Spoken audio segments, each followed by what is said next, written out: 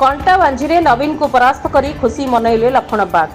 बलांगीर जिलार बहु चर्चित कंटाबांजी विधानसभा निर्वाचन मंडली रे बीजेडी पक्षरु विधायक प्रार्थी रूपे प्रतिद्वंदिता करुवा खोद मुख्यमंत्री नवीन पट्टनायक को बीजेपी प्रार्थी लक्ष्मण बाग शोचनीय भाव परास्त करने भली रोचक घटना देखा मिली।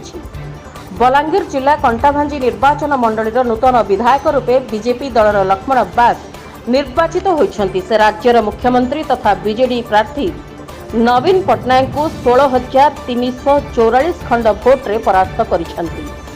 बीजेपी प्रार्थी लक्ष्मण बाग मोट 90,876 खंड भोट पाइथिबा बेले मुख्यमंत्री नवीन पट्टनायक 74,532 खंड भोट पाई पराजित होइथिले।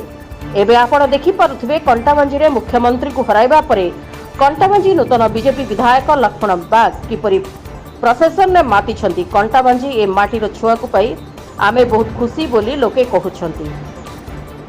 Bureau report PS news Bharat.